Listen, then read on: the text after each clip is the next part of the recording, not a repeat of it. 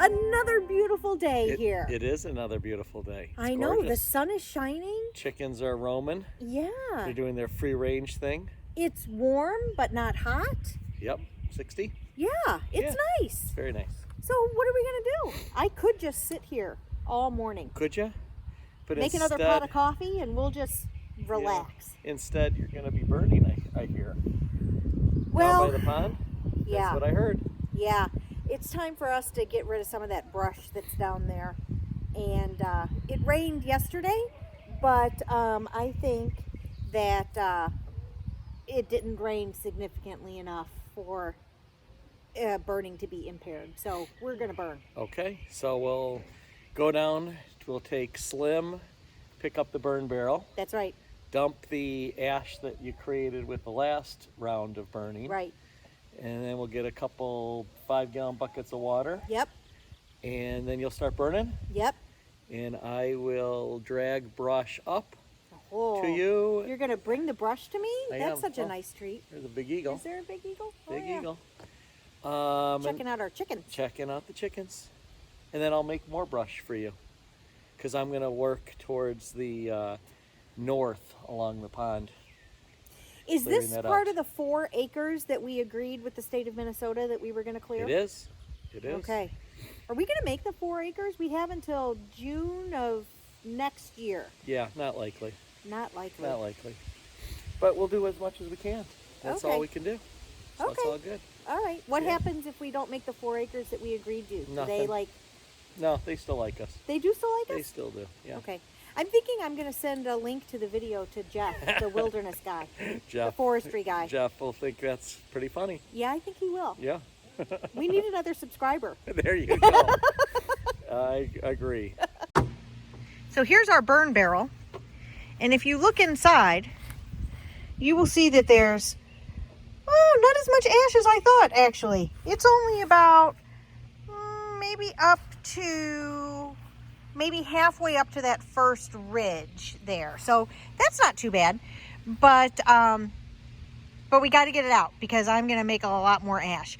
Usually after I burn, I would say that we have probably halfway, maybe 2/3 full of ash after a day of burning.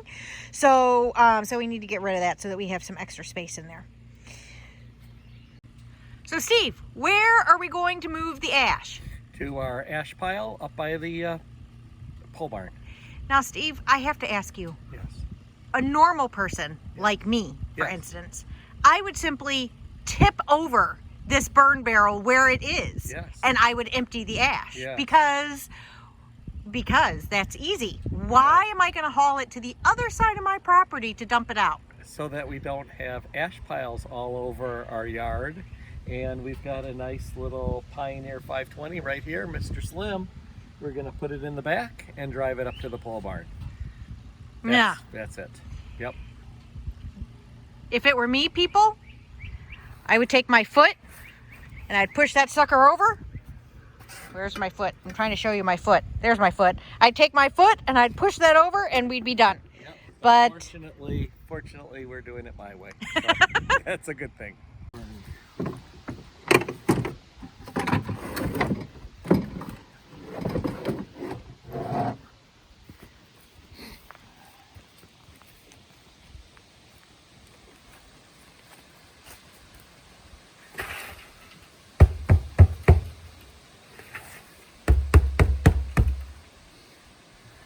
Go.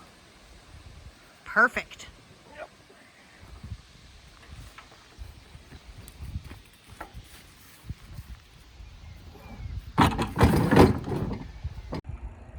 So in there we have one of my bazillion empty Amazon boxes and an assortment of medium-sized twigs and then little twigs. And we are now going to use my favorite tool, which is the torch. That makes this process so much easier. This is the last close look you'll get at the fire because there's no way I'm keeping my iPhone this close to it.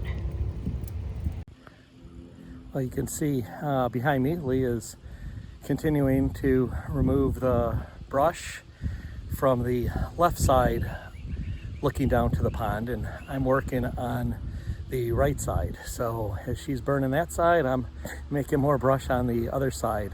It's mostly buckthorn and box elder, and have gotten some decent sized trees knocked down. I'll show you in just a moment.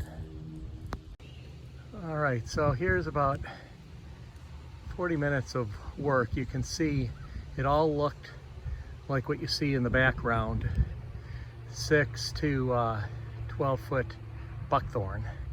You can see in the close foreground area that was already cleared. Then you see the laid down brush from today, and then I'm working back into the woods there and then down to the pond.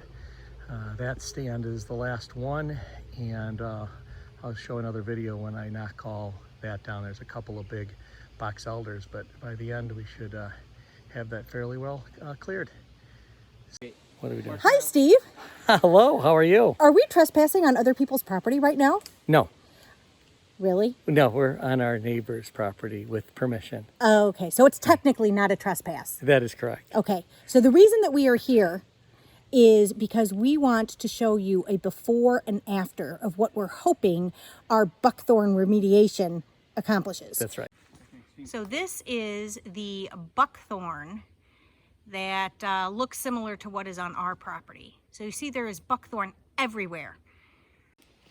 This is right across this swampy pond. This is another person's piece of property, and you can see that they have done a lot of buckthorn removal. So there's still some buckthorn over there, to be sure, but you see how you can like see between the trees and you can see the ground? That's where we're headed. That is what we're going for. That's the goal. Huh. Here's Steve, buried up into his neck.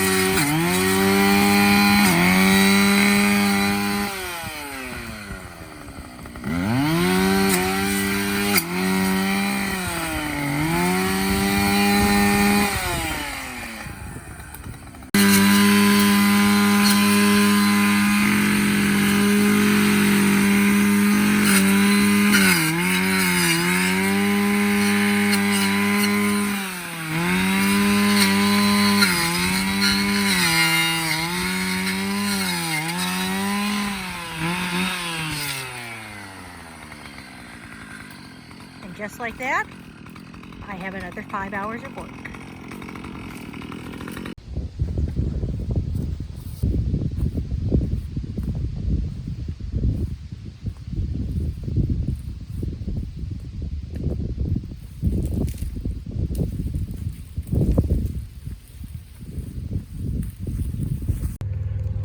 Well, as you can see, you can now see clear down to the pond, which has the duckweed growing.